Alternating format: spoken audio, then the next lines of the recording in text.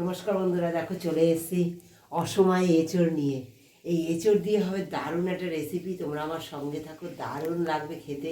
খুব সাদামাটা, একদম নিরামিষভাবে করব, অথচ ভীষণ সুস্বাদুভাবে করব, একেবারে অন্যরকমভাবে। নিরামিষ তো অনেকে খেয়েছো, কিন্তু একবার এইভাবে খেয়ে দেখো আমি যেভাবে করব। হ্যাঁ, এটাকে এখন সুন্দর করে সিদ্ধ করে নেবো। আমি প্রায় 200 গ্রাম মতো একটু এঁচড় নিয়েছি। আমি একটা গোটা এঁচড় কেটেছি, অসময় আমার জায়ের ঘর থেকে দিয়েছে। হ্যাঁ, কিন্তু আমি সব কিছু একটা রেসিপিতে করিনি, অন্যরকম রান্নাও করেছি। তাই এটা আমি এখন সিদ্ধ করে নেব সুন্দর করে। দেখো, প্রেশার কুকারে দেবো, একটা সিটি দিয়ে সুন্দর সিদ্ধ করে নেব। গরম জল দিয়ে ধুতে হবে। প্রেশারে দিয়ে দিয়েছি, আর দিয়ে দিলাম পরিমাণ মতো লবণ দিয়ে এবার একটা সিটি মেরে নেবো বন্ধুরা। দেখো বন্ধুরা, নিয়েছি 2টো কাজু আর একটু চালমগজ 1 চামচ। এটা জলে ভিজিয়ে রেখে দিয়েছিলাম, গরম জলে। জল থেকে তুলে সুন্দর করে এটা বেটে নেব। এঁচড়টা সুন্দর সিদ্ধ করে নিয়েছি, দেখো। হ্যাঁ, এঁচড়টাও সিদ্ধ করে নিয়েছি, আর ছোট্ট একটা আলু দিয়েছি, সেটাও সিদ্ধ করে নিয়েছি। দিয়ে দিচ্ছি এই পাত্রে। হ্যাঁ, সব কিছু তোমার সঙ্গে থাকো। দেখো, একদম নিরামিষভাবে করব। তোমাদের খুব ভালো লাগবে। দেখো, আর এই যে উঠে বসেছে, একদম কোল থেকে নামবে না। কি করব বলো? এই খাওয়া দাওয়া হয়েছে, এখন নিয়ে ঘুরে বেড়াতে হবে। দেখো, একটু দাঁড়াও শোনা, নিচে দাঁড়াও, আমি একটু কাজ করে নিই, একটু কাজ করি। দেখো বন্ধুরা, তোমরা তো দেখলে চালমগজ বেটে নিয়েছে। এই যে চালমগজ একদম সম্পূর্ণ নিরামিষভাবে করব। হ্যাঁ, চালমগজ পোস্ত বেটেছে, 2টো তেজপাতা দিয়ে দিচ্ছি। হ্যাঁ, দিয়ে দেবো দেখো সামান্য চিনি, দিয়ে দেবো আদা বাটা, পরিমাণ মতো আদা বাটা দেবে তোমরা তোমাদের সবজির পরিমাণ অনুসারে। হ্যাঁ, দিয়ে দেবো দেখো সামান্য ধনিয়ার গুঁড়ো, সামান্য যে মশলা স্পুন আছে, সেই স্পুনের 1 স্পুন করে দিচ্ছি। হ্যাঁ, আর সামান্য গোলমরিচের গুঁড়ো, সামান্য এই যেটা শাহি গরম মশলার গুঁড়ো, হ্যাঁ, সামান্য লবণ, হলুদ, গোলমরিচের গুঁড়ো, সামান্য কাশ্মীরি লঙ্কার গুঁড়ো, সামান্য চিনি। হ্যাঁ, আর এই যে চালমগজ আর পোস্ত বেটে নিয়েছিলাম, এইটা দিয়ে দেবো। একটু আমার আদা বাটা লাগবে। এই যে পোস্ত বাটার জলটা রয়েছে, সেটাও দিয়ে দেবো। হ্যাঁ, বাটা দিয়ে দিলাম বন্ধুরা। হ্যাঁ, যেহেতু নিরামিষ তো দেখলাম একটু কম হয়েছে, তাই অল্প একটু দিয়ে দিলাম। দিয়ে দেবো সর্ষে তেল,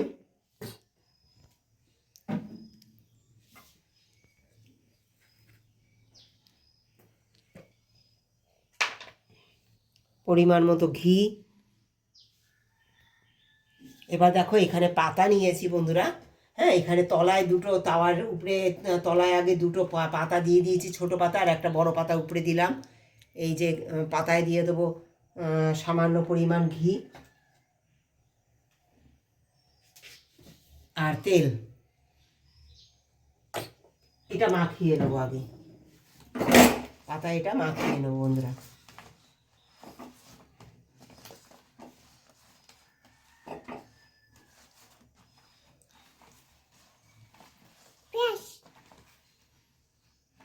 পরে দেখো, এই যে নিয়েছি সমস্ত কিছু, তোমরা দেখলে মাটকানো হয়নি মনে।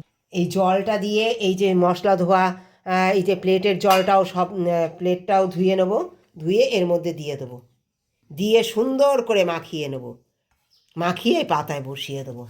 দেখো, সুন্দর করে মাখাবো। বন্ধুরা, সুন্দর মাখিয়ে নিয়েছি, এইটা দিয়ে দেবো পাতায়, সুন্দর করে বসিয়ে দেবো।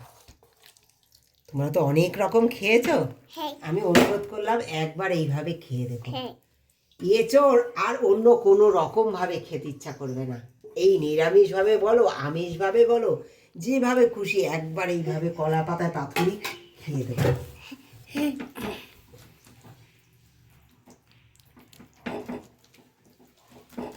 লঙ্কা বন্ধুরা, গাছের কাঁচা লঙ্কা, এই যে হাত ধোয়া জলটা, এটাও দিয়ে দেবো।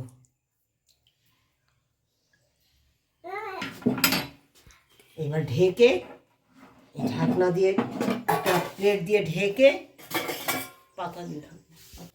দেখো বন্ধুরা, একটা পাতা দিয়ে এই যে ঢেকে দিলাম, ঢেকে দিয়ে এই ঢাকনা চাপা দিয়ে দেবো, দিয়ে এইভাবে সিম আজে আমার সুন্দর হতে থাকবে এটা।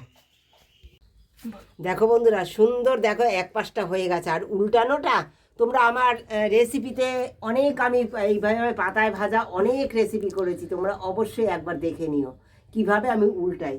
হ্যাঁ, তাহলে তোমাদের ভালো শিখে নিতে পারবা।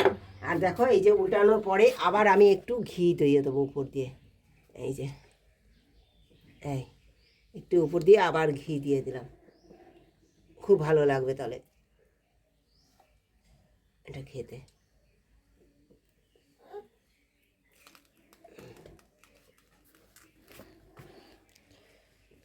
এটা কেমন লেগেছে একবার তোমরা কমেন্ট করে জানিও। আর দেখো এত সুস্বাদু হয়েছে না বন্ধুরা, এটা দেখো জাস্ট একবার এইভাবে খেয়ে দেখো। এটা কি বলো তো, মাছ মাংস সবকে হার মানিয়ে দেবে। আর কত সুন্দর দেখো পাতা ভাজাটা হয়েছে, দেখো। হ্যাঁ, তোমাদের দেখাচ্ছি, এটা দারুণ। একবার তোমরা এইভাবে খেও, অসাধারণ। সমস্ত রকম এঁচড় খাওয়া ভুলে যাবে।